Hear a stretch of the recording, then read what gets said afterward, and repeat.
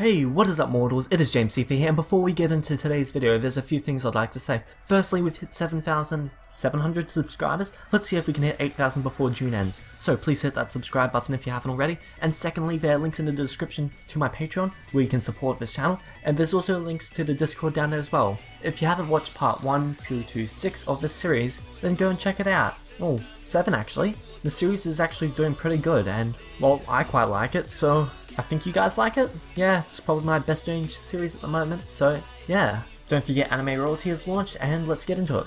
Last time on What If Deku Was a Saiyan, Todoroki joins the fray against the hero killer with Deku, Ida, and Native. Todoroki was having trouble throughout the fight as he fought against the hero killer Stain. Deku and Ida were able to push back against the hero killer Stain, and they discovered how the quirk worked in the first place. This made them actually have a chance against him as they coordinated a counter-attack. Deku would jump on the sides of the walls to try and get higher up, while Todoroki is at the back giving support. Ida would bait the hero killer and try and get him into the air. Their plan worked almost perfectly as Deku got close enough for a punch where Stain couldn't actually dodge. Stain tried to block, but it was too late. Deku breaks right through the sword, sending him to the ground, knocked out. Native is able to move, and they tie up Stain. They take him down to the street. Deku looks up at the moon, and he changes into the giant ape.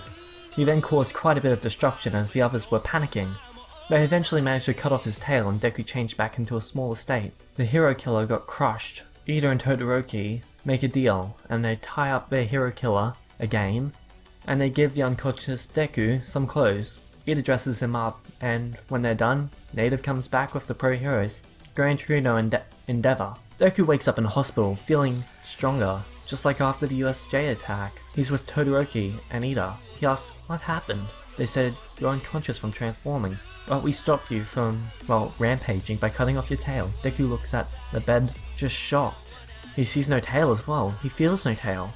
He asks, "Did people see me go ape?" Todoroki says, "Only a few, though we made up a story about the ape attacking the city to keep you and UA safe." Deku asks, "What's the cover-up?" Todoroki replies that we said that you're one of the League of Villains Nomus. Just then a police officer enters. "You guys shouldn't have used your quirks back there." Todoroki says, "The Stain hero killer is trying to kill us. And there's a big monster as well. Would you have wanted us to just watch the city burn while also losing our own lives?" The officer says, "Yes, you're right. If it wasn't for you guys, that would have been the case. But next time, be careful. We cannot have you guys doing that. We have laws for a reason." He leaves, and then Ochako asks him, "Deku, Ida, Todoroki, are you guys okay from fighting the hero killer? And that beast?" Kaminari says, "What happened to your tail, Deku?" Senro says, "Yeah, last time we saw you, you had a tail. Oh, and that was right before you left for your internship." Everyone in Class 1A is too curious to accept it, and are a bit suspicious of him having no tail. Not Bakugo, though. He just doesn't care. Deku quickly tells them, "Oh, while we were fighting the hero killer, he quickly cut my tail off and then licked my blood so that I couldn't move." The class believes this, all except for Earjack, but they will stop questioning him. Deku asks, "How do you know what happened to the city?"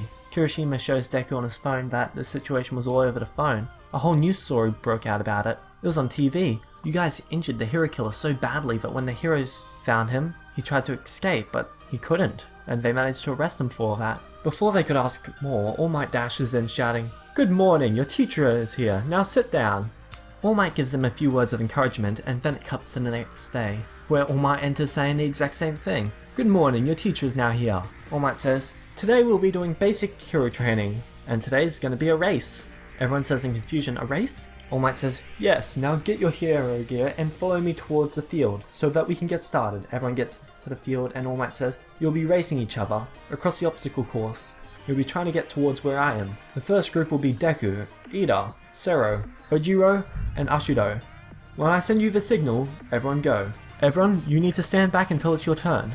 Ojiro says, "Who do you think's gonna win this? Deku with his speed, or someone else?" Bakugo coughs and says, "That weakling will get lost, I'm sure of it." Denki says, "Yeah, that's true, but Sero is practically made for this obstacle course."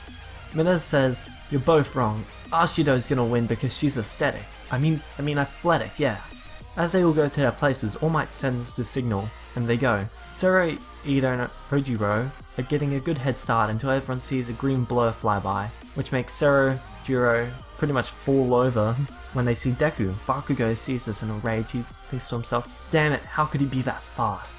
I was playing pretty boy at my internship, but is he actually getting lessons? How is it that the monkey's trying to surpass me?" Deku makes it to All Might in mere seconds. Ida also makes it there in a few seconds. Ojiro 3rd, Zero 4th, and Ashido 5th. All Might says, "Well done. You've all greatly improved. You all need to keep up your practices because we're beginning final exams tomorrow." The next day they'll do all their written exams and then Eraserhead will tell them to suit up and follow him. They all meet up and Eraserhead says, "Guess what our final exams are?" Zero says, "Robots, like in the entrance exam, right?" Eraserhead grins and says, "No, you'll be fighting the teachers of UA in groups of 1 or 2, depending on grades, relationship, and your quirks." Everyone is shocked about this. Momo says, "Isn't it a little bit overboard? We're no match against the teachers, and why aren't we using robots?" Eraserhead replies, "The reason we're not using robots is because it's become easier to predict this. It's also so that fewer people can complain that they're getting badly injured. It's also nowhere near as challenging. The world is changing so fast with villains. We need to prepare you all. Besides, you've all been in a villain attack once." Eraserhead explains the rules. The teachers will be the villains for this exercise, but they will not be holding back. You guys will be the heroes. The goal is to run and find a hero better suited for this villain, or to capture the teacher with these handcuffs. We will also be using weights from the support class to make us use more energy and stamina."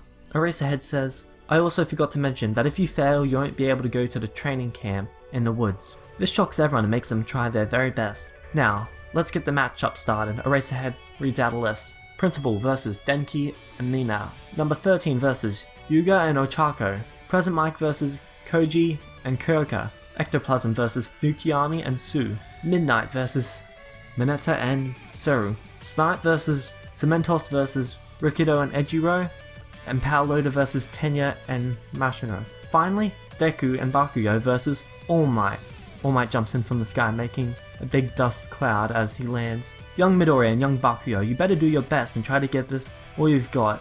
Otherwise you're not gonna pass against me. Ha ha ha. Bakugo is shocked. He's thinking to himself that he has to fight All Might, his idol, with the monkey? The principal says, "First up is Su and Fukuyami. The rest of you, come with me. You have time to make a plan or to watch." Deku says to Bakugo, "We need to make a plan." Bakugo says, "I don't make plans with monkeys." Anyway, that's it for this video. I hope you all enjoyed watching, and yeah.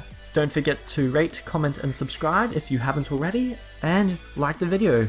That's all I really have to say. Don't forget to leave your comments in the comment section below, and peace out, mortals. Have an amazing day.